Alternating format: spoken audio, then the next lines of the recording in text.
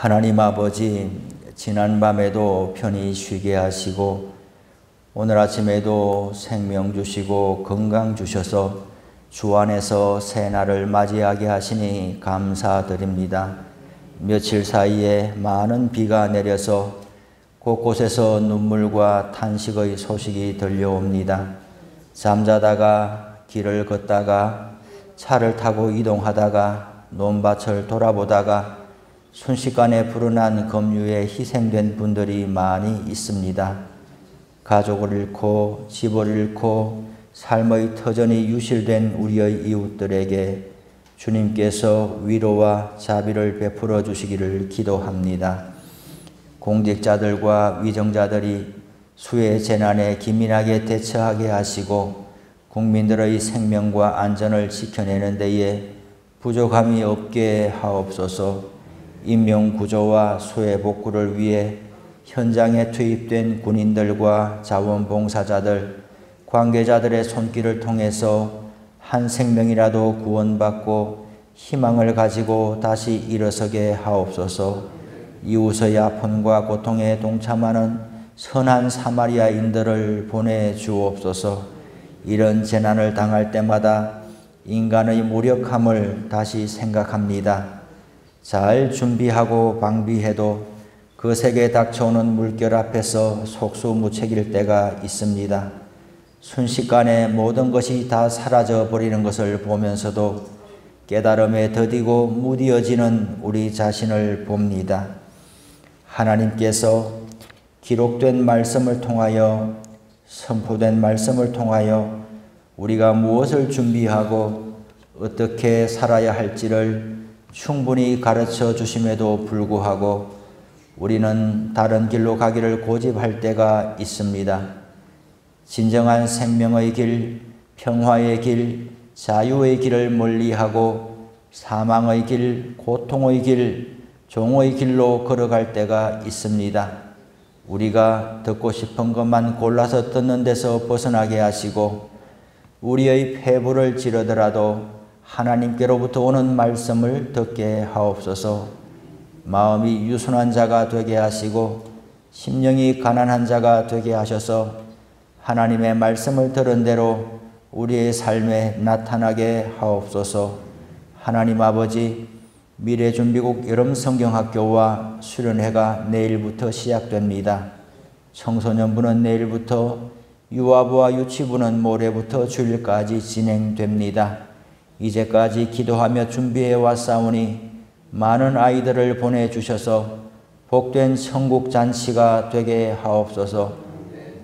좋으신 주님을 인격적으로 만나게 하시고 회심의 체험이 있게 하시고 시간마다 은혜 주시기를 기도합니다. 교역자들과 교사들에게 성령으로 충만하게 하시고 아이들을 주님 앞으로 넉넉하게 이끌어가게 하옵소서. 좋은 날씨 주시고 조금도 시험에 드는 일이 생기지 않게 하시고 특별히 안전하게 지켜주옵소서. 오늘도 육신의 질병으로 물질적 어려움으로 믿음의 연약함으로 자녀들의 결혼과 앞날을 위해 기도하는 성도들의 기도를 들어주옵소서. 점점 쇠약해지는 몸을 주님께 의탁하고 병원에 가서 진료하며 강건하기를 소망하는 성도들의 기도를 들어주옵소서. 학업에서 군문에서 생업의 터전에서 분투하는 성도들의 발걸음마다 오늘도 동행하여 주옵소서. 악한 자들의 꾀임에 넘어지지 않게 하시고 분별의 지혜를 주옵소서. 일천번제와 감사의 예물을 드린 분들이 있습니다. 예물에 담아드리는 간절한 기도를 응답하여 주옵소서. 예수님의 이름으로 기도드립니다. 아멘. 오늘 성경 말씀은 예레미야서 7장 1절에서 15절입니다.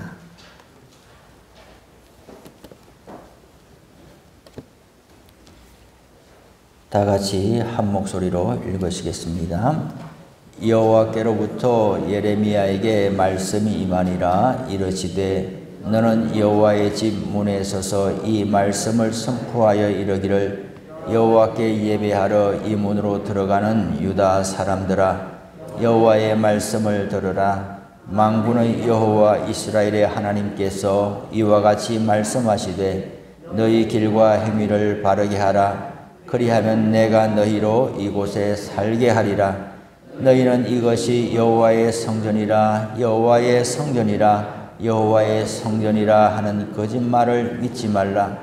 너희가 만일 길과 행위를 참으로 바르게 하여 이웃들 사이에 정의를 행하며 이방인과 고아와 과부를 압제하지 아니하며 무죄한 자의 피를 이곳에서 흘리지 아니하며 다른 신들 뒤를 따라 화를 자초하지 아니하면 내가 너희를 이곳에 살게 하리니 곧 너희 조상에게 영원 무궁토록 준 땅이니라.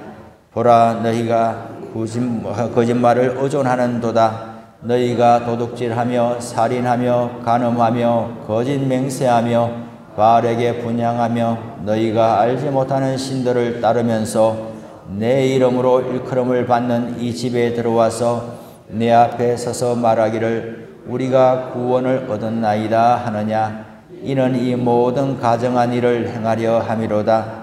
내 이름으로 일컬음을 받는 이 집이 너희 눈에는 도둑의 소굴로 보이느냐. 보라, 나 곧 내가 그것을 보았노라. 여호와의 말씀이니라. 너희는 내가 처음으로 내 이름을 둔 처소 실로에 가서 내 백성 이스라엘의 악에 대하여 내가 어떻게 행하였는지를 보라. 여호와의 말씀이니라. 이제 너희가 그 모든 일을 행하였으며 내가 너희에게 말하되 새벽부터 부지런히 말하여도 듣지 아니하였고 너희를 불러도 대답하지 아니하였느니라. 그러므로 내가 실로의 행함같이 너희가 신뢰하는 바 내 이름으로 일컬음을 받는 이 집 곧 너희와 너희 조상들에게 준 이곳에 행하겠고 내가 너희 모든 형제 곧 에브라임 자손을 쫓아낸 것 같이 내 앞에서 너희를 쫓아내리라 하셨다 할지니라. 아멘. 예레미야가 말씀을 받은 시점은 주전 609년쯤 됩니다. 이 역사서를 보다 보면 이스라엘 유다 왕들 중에서 선왕으로 분류되는 왕들이 몇 명 있습니다. 아사 왕이 그렇고요. 또 히스기야가 그렇고 또 요사밧이 그렇고 마지막으로는 이제 요시야 왕이 그렇죠. 요시야는 31살에 이제 돌아갔습니다. 참으로 신실한 왕이었고, 특별히 이제 신실하다 하면 하나님 앞에서 종교 개혁을 단행하여서 이스라엘 백성들을 하나님 앞에 바로 세우려고 힘썼던 왕이죠. 그런데 이 왕이 전투에 나가서 전사하게 되는 겁니다. 다윗의 자손 왕이 전투에 나가서 전사하게 되었고 또 그 왕이 므낫세와 같은 악한 왕이 아니라 하나님을 신실하게 잘 믿자고 선봉에 서서 부르짖던 왕이 전사를 하게 되니까 그 충격이 이만저만한 것이 아니죠. 그럴 때에 예레미야 선지자가 이제 활동을 했던 것입니다. 신앙생활을 바르게 하고자 하는 마음은 모두에게 다 있지요. 그런데 제도적으로 개혁을 하는 것도 힘든 일입니다. 오랜 세월 지나다 보면 이제 고착화되잖아요. 성경에서 산당이 없었던 시대는 없습니다. 솔로몬 시대 때도 산당이 있었고 사무엘 시대 때도 있었고 항상 산당을 철폐하자는 주장은 있어 왔는데 그 개혁의 시기가 지나가도 항상 산당은 존재를 했던 것이죠. 또 성소가 여러 군데 있어서 그 성소가 변질되게 되니까 개혁을 부르짖으면서 신명기 말씀을 보라. 신명기에서 하나님께서는 중앙 성소만 허락하신다. 한 곳, 예루살렘에만 성전이 있어야 하지 다른 곳에서는 다 우리가 말씀을 따라서 폐하고 절기를 지키고 중앙 성소에서 예배를 드리자. 그렇게 하는 것도 상당히 제도적으로 힘든 개혁이지만은, 그런데 더 힘든 개혁은 삶의 개혁이에요. 권력으로, 힘으로 이렇게 하지 아니하면 제재를 합니다. 손실을 보는 수가 있습니다. 라고 강제적으로 할 때에 성과가 있습니다. 성과가 있어요. 왕이 선두에 서면 성과가 있어요. 여호사밧 때도 그랬고 요시야 때도 그렇습니다. 그럼 나라가 완전히 개혁이 되고 정말 하나님이 기뻐하시는 그런 나라로 변화될 것 같잖아요. 그런데 온전한 개혁은 된 사례가 없습니다. 백성들의 저변까지 확대되는 개혁이 있지를 않았어요. 또 그 왕이 죽고 나면 그 아들이 왕을 할 때에도 오히려 더 아버지 선대왕보다도 시계반을 거꾸로 돌리는 일들이 많이 있었던 것이죠. 우리의 신앙생활도 그런 것 같아요. 교회가 뭔가 제도적으로 개혁을 하고 이렇게 법을 또 만들고 내규를 정하고 이렇게 하면은 그것도 상당히 쉬운 일은 아니지만은 제도적으로 그렇게 해서 어느 정도 성과가 있다고 해도 우리의 삶에 구체적으로 그리스도인의 모습이 드러나고 결실을 하게 되는 그런 변화와 개혁은 참으로 더 어려운 것이고, 하나님께서 우리의 심령을 새롭게 기경시켜 주지 않으면은 사람의 힘으로 되는 일이 아니다. 그만큼 어렵다 싶은 거예요. 부흥의 시기를 봐도 마찬가지예요. 우리나라에는 평양 대부흥이 1907년에 있었고 또 미국이나 영국이나 이 지역에도 크게 부흥운동이 있었어요. 정말 온 동네가 개혁이 되었고 온 동네 막 술집 주인들이 다 회개하고 나와서 자기 생업을 전폐하고 나라가 완전히 새로워질 것 같았어요.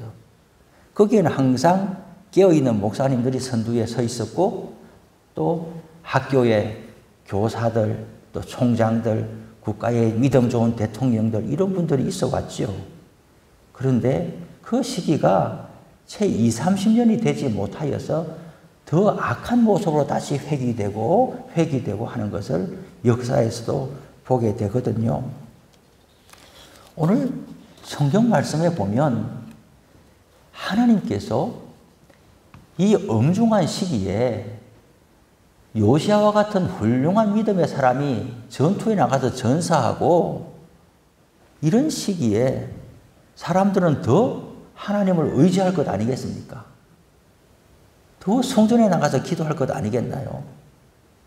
그런데 하나님은 오늘 소위 예레미야 7장과 26장이 성전 설교로 이렇게 이제 제목이 붙어 있거든요.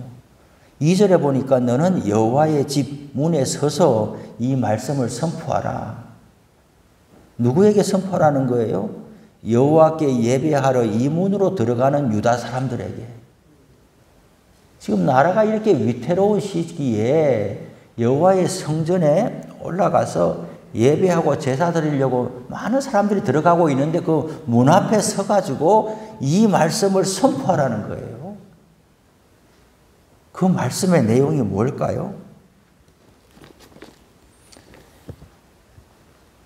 3절, 4절, 5절 이렇게 되어 있는데 4절에 보면 너희는 이것이 여호와의 성전이라 여호와의 성전이라 여호와의 성전이라 하는 거짓말을 믿지 말라. 지금 이 사람들이 어디로 들어가고 있습니까? 성전으로 들어가고 있는데 이 성전이 여호와의 성전입니다. 이곳에는 하나님이 계십니다. 이곳에 들어가서 하나님께 제사하고 기도하면 하나님이 들으시고 우리의 삶을 복되게 하시고 이 나라도 위태로운 지경에서 건져 주실 것입니다. 그 믿음과 소망을 가지고 지금 성전에 들어가고 있는 사람들에게 문 앞에 서서 그 말은 거짓말이다. 이렇게 말하라는 거예요.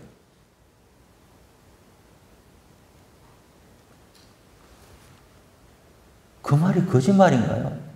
성전에 들어가는데 이 성전이 여호와의 성전입니다. 나도 오늘 성전에 올라가고 있습니다. 라는 믿음 가진 사람에게 그 말이 거짓말이라고 이렇게 하니 어떻게 되겠나요? 예레미야는 또 이 말을, 이 메시지를 성전 문 앞에서 전하려고 하니까 얼마나 이 두려운 말이겠어요. 나는 잘 믿는다고 믿고 있는 사람에게 당신 잘 믿는 게 아니야 이렇게 말하려고 하면 얼마나 그 말이 입에서 안 나오겠어요. 그 이유가 무엇인가? 3절에서 5절 보면 너희 길과 행위를 바르게 하라. 그리하면 내가 너희로 이곳에 살게 하리라. 5절에 보니까 너희가 만일 길과 행위를 참으로 바르게 하여, 너희 길과 행위가 바르지 않기 때문에 이 성전이 여호와의 성전이 되지를 못한다라는 거예요. 구체적으로 너희의 길과 행위가 뭐가 잘못됐느냐? 5절에 있는 것이죠. 이웃들 사이에서 정의를 행하며, 6절에 이방인과 고아와 과부를 압제하지 아니하며, 무지한 자의 피를 이곳에서 흘리지 아니하며, 다른 신들 뒤를 따라 화를 자초하지 아니하면, 이렇게 하지 아니하면 너희의 신앙 고백이 참이 된다. 이런 일을 안 하고 예배 드리러 오면 그 예배를 하나님이 받으신다. 이런 데서 돌이킨 채로 이 집이 여호와의 성전입니다 하면서 성전에 오르는 발걸음은 복되다. 그런데 너희는 지금 이렇게 살지 아니하고 있으니 하나님이 너희를 받지 않는다. 그리고 너희가 이 성전에서 드리는 예배를 하나님이 받지 않으시고 뿐만 아니라 이 땅에서 너희를 내보낼 것이다. 이렇게 말씀하는 거예요. 여러분, 우리가 지금 건물에서 예배를 드리고 있잖아요. 이 건물이 특별합니까? 이 지은 벽돌과 기둥과 이 마이크가 특별합니까? 아니죠. 교회용으로 벽돌을 찍어냈습니까? 교회용으로 페인트를 공장에서 별도로 지정해서 만들었습니까? 아니잖아요. 똑같은 이 재료라도 이것을 지었는데 어느 용도로 누가 사용하느냐에 따라서 그 내용이 달라지는 것 아니겠어요? 그 안에 있는 사람이 중요한 거예요. 무슨 옷을 입고 있느냐보다 더 중요한 게 그 옷을 입은 사람이 중요한 거고, 어떤 집을 지어놨냐보다 중요한 게 그 집의 안에 있는 사람이 그 집을 어떻게 사용하느냐가 더 중요한 것이죠. 오늘 말씀에 있는 것처럼 여호와의 성전으로 온갖 장식을 해놓고 다 그 용도로 지어진 건물인데 그 안에 들어가서 예배드리고 사는 사람들이 성도가 아닌 모습으로 살아가면서 거기 안에서 온갖 예식과 종교의식이 있다고 하면 하나님이 그것을 받으시지 않는다는 거잖아요. 사람도 마찬가지예요. 사람이 하나님의 형상으로 지어졌지 않습니까? 그런데 성경에 보면 뭐가 중요하냐? 사람이 뭘로 지어졌어요? 티끌로 지어졌어요. 성경에 보면 흙으로 하나님이 사람을 지어졌어요. 흙과 먼지는 사라지는 거예요. 사람도 짐승도 모든 생명체도 죽으면 다 어떻게 돼요? 흙으로 돌아가요. 이 지어진 우리가 이 피부와 우리의 살과 이 머리카락이나 이런 것이 더 존귀하거나 특별한 게 아니란 말이에요. 다른 짐승에 비해서.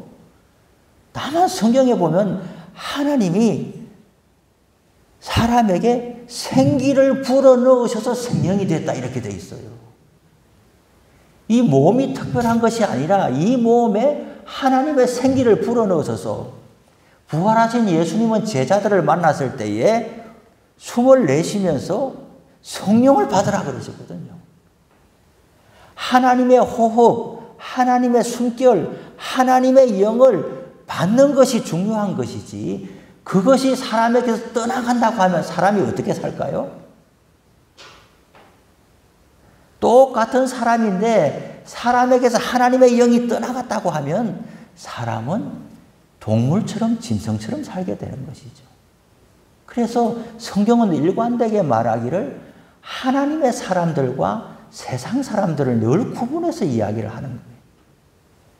가인과 아벨을 구분해서 이야기하고 아벨이 돌아가고 나니까 셋의 후손들에 대해서 노아의 후손, 아브라함의 후손들에 대해서 계속 구별해서 이야기하면서 큰 축이 이 땅에 사람이 살아가고 있는데 하나님의 사람들과 세상의 사람들이 살아가고 있는 두 부류에 대해서 이야기를 하고 있으면서 그 사람들이 살아가는 문화와 삶의 방식이 모두 다르다라고 이야기를 하는 것이고 한쪽은 생명의 길을 걸어가는 길이고 한쪽은 사망의 길을 걸어가는 것이라고 하는 것이죠.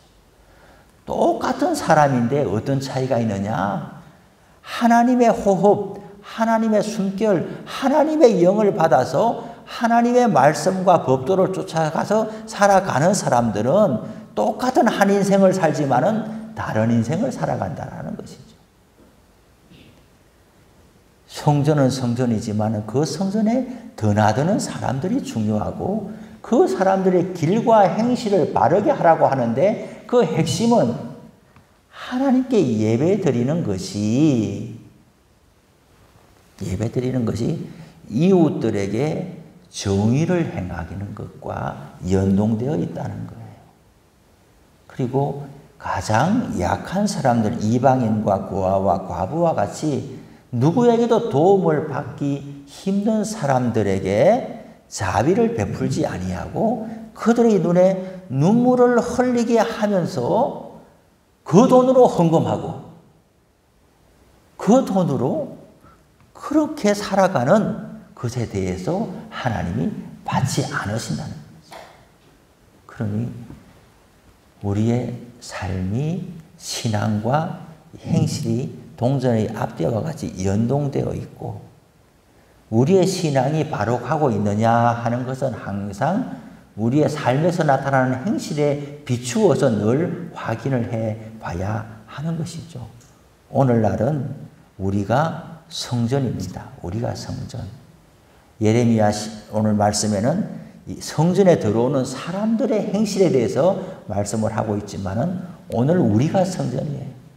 우리의 삶의 행실이 예수 믿는 사람에게 합당한 모습으로 오늘도 드러나야 할 것이고 그리고 지금 우리가 당한 현실은 수혜를 당해서 많은 사람들이 지금 눈물을 흘리고 있는 오늘 내일을 살아가고 있다는 거예요. 여기에 우리가 참여할 수 있어야 되는 거예요. 몸으로 못 가면은 뭐라도 성금이라도 보내고 텔레비에 ARS라고 나오면 그거라 뭐라도 보내고 우리의 신앙 고백이 우리 옆에서 우는 사람들에게 참여하는 뭐라도 있어야 그것이 하나님께서 네 신앙이 옳다라고 인정하시고 받으시는 것이거든요. 오늘 하루도 이러한 신앙 고백이 우리의 삶과 연동되어서 나타날 수 있기를 바랍니다. 하늘에 계신 우리 아버지, 아버지의 이름을 거룩하게 하시며 아버지의 나라가 오게 하시며 아버지의 뜻이 하늘에서와 같이 땅에서도 이루어지게 하소서. 오늘 우리에게 일용할 양식을 주시고 우리가 우리에게 잘못한 사람을 용서하여 준 것 같이 우리 죄를 용서하여 주시고 우리를 시험에 빠지지 않게 하시고 악에서 구하소서. 나라와 권능과 영광이 영원히 아버지의 것입니다. 아멘.